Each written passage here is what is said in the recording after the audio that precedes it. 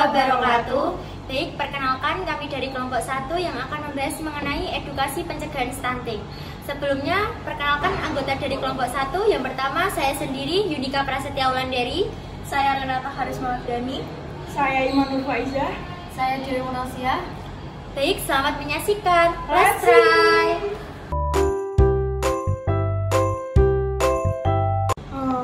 Jadi ini tadi kan di video perkenalan awal kita akan membahas mengenai edukasi pencegahan stunting, ya kan Kak? Iya.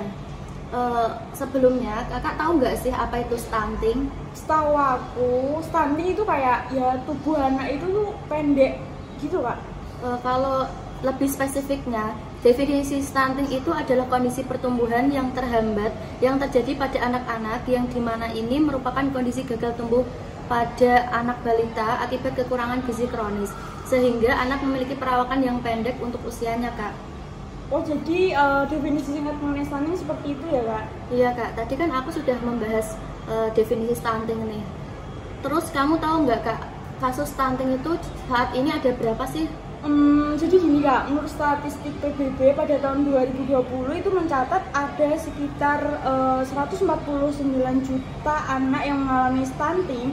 Itu sebagian, yaitu sekitar 6,3 juta merupakan anak usia dini atau balita yang mana dia mengalami stunting di daerah Indonesia. Jadi pada saat ini prevalensi stunting di Indonesia yaitu sekitar 21,6%. Sementara target yang ingin dicapai oleh pemerintah kita yaitu sekitar 14% pada tahun 2024. Wah, targetnya berarti kurang ya, Kak, itu? Iya, targetnya itu masih kurang banyak. Nah, untuk itu diperlukan upaya bersama untuk mencapai target yang telah ditetapkan. Salah satunya dimulai dari unit terkecil dalam masyarakat. Kak Dewi tahu gak sih apa unit terkecil dalam masyarakat? Nggak tahu itu apa ya, Kak? Jadi gini, unit terkecil dalam masyarakat yaitu keluarga. Keluarga menjadi aktor kunci dalam mengatasi sebab-sebab stunting tersebut. Kak Dewi sudah paham? Sudah, Kak. Jadi itu pembahasan awal mengenai kasus stunting. Untuk pembahasan selanjutnya akan dilanjutkan oleh teman kami.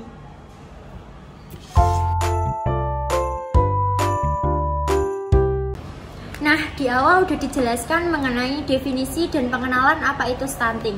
Selanjutnya, kami berdua akan menjelaskan mengenai apa itu gejala stunting, penyebab stunting, dampak, dan cara pencegahan. Langsung saja kita ke pembahasan materi. Kak Junika, untuk gejala stunting itu apa saja ya?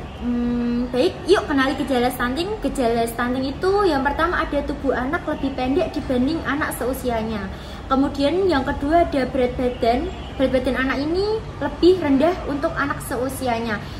Kemudian yang ketiga ada pertumbuhan tulang tertunda. Biasanya itu anak kekurangan vitamin K. Kemudian yang keempat ada tanda pubertas melambat. Yang kelima ada pertumbuhan gigi melambat, dan yang terakhir ada wajah lebih muda dari anak seusianya. Begitu Kak Renata untuk gejala stunting. Oh, itu ya gejala-gejalanya.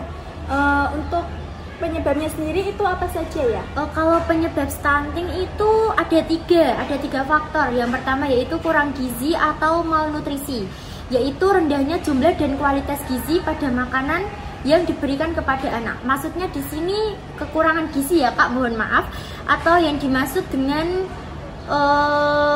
kekurangan 4 sehat 5 sempurna, itu kurang tercukupi. Kemudian yang kedua ada pola asuh.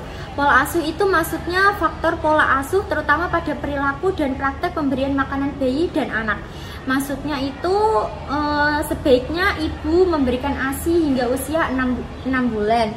Kemudian membawa bayi ke posyandu untuk melakukan pemantauan tumbuh kembangnya. Sehingga jika ada tanda dan gejala stunting atau keterlambatan pertumbuhan, kita itu dapat cepat mengetahuinya. Kemudian faktor yang ketiga yaitu ada sanitasi. Di sini sanitasi maksudnya yaitu rendahnya akses terhadap pelayanan kesehatan termasuk akses sanitasi dan air yang bersih.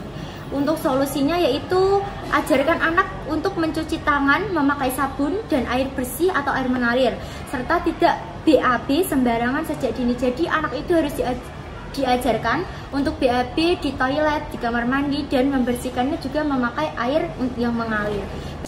Nah, itu tadi saya sudah menjelaskan mengenai gejala dan penyebab apa itu stunting. Sekarang saya penasaran nih sama dampak-dampak stunting itu apa aja. Kak Renata tahu nggak? Baik, untuk dampak stunting itu sendiri, yang pertama, tinggi badan anak di bawah rata-rata. Terus yang kedua, tingkat kecerdasan menurun saat anak beranjak dewasa. Untuk yang ketiga, anak muda sakit. Untuk yang keempat, meningkatkan resiko terkena penyakit degenerasi seperti jantung dan hipertensi. Kemudian itu untuk pencegahan itu apa saja yang harus kita lakukan ya Kak, sebagai orang tua, sebagai masyarakat, ataupun sebagai nakes? Baik, untuk pencegahan stunting itu sendiri, yang pertama kita melakukan promosi dan dukungan menyusui. Terus yang kedua, mengadakan kampanye gizi seimbang dan perilaku hidup sehat. Ketiga, melakukan edukasi dan konseling dengan memanfaatkan media seperti telepon, SMS, atau WhatsApp group. Yang keempat, mengawasi donasi atau pemberian susu formula. Yang kelima, memprioritaskan layanan pada balita melalui pelayanan kesehatan atau kunjungan rumah. Yang keenam, pemberian makanan tambahan bagi balita gizi kurang dan ibu hamil. Untuk yang terakhir, pemberian suplementasi gizi. Nah, itu tadi penjelasan mengenai dampak dan pencegahan stunting, Kak Junika. Baik, itulah tambahan dari kami berdua. Selanjutnya akan ada teman saya yang akan memberikan contoh kasus stunting di suatu wilayah. Terima kasih. Oke, jadi tadi kami sudah menjelaskan, yaitu ada mengenai definisi, terus juga kasus di Indonesia, di dunia stunting itu ada berapa, kemudian tadi juga ada penambahan yaitu mengenai dampak, gejala, dan juga penanggulangannya. Terus di sini saya akan memberikan contoh kasus stunting yang ada di salah satu desa di Kecamatan Pamotan, Kabupaten Rembang. Nah, di desa saya ini contohnya yaitu ada beberapa atau mungkin agak banyak anak yang mengalami stunting di desa saya. Selain pemberian makanan tambahan oleh pemerintah pusat, pemerintah desa di desa saya itu juga memberikan makanan tambahan. Ada kayak telur dan juga roti buat balita, juga susu. Tapi selain itu setiap hari kadang juga ada pihak, yaitu biasanya kader ibu bidan itu tiap hari datang ke rumah anak-anak yang mengalami stunting.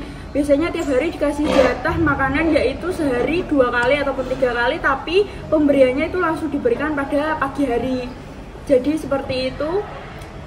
Semoga itu bisa menjadi referensi bagi pihak-pihak di luar sana yang ingin mengurangi jumlah stunting yang ada di Indonesia saat ini, yang mana di Indonesia masih banyak dan masih tinggi kasus stuntingnya. Bye. Baik, begitu tadi penjelasan dari kelompok kami. Jadi kesimpulannya, dalam penurunan kasus stunting di Indonesia ini tidak hanya peran pemerintah saja yang dibutuhkan, tapi juga ada peran dari tenaga kesehatan seperti contohnya bidan, dan juga yang paling penting yaitu keluarga. Karena jika keluarga tidak sadar akan bahayanya stunting, maka kasus stunting di Indonesia tidak dapat diturunkan. Sekian video edukasi pencegahan stunting dari kami. Wassalamualaikum warahmatullahi wabarakatuh. Yuk cegah stunting.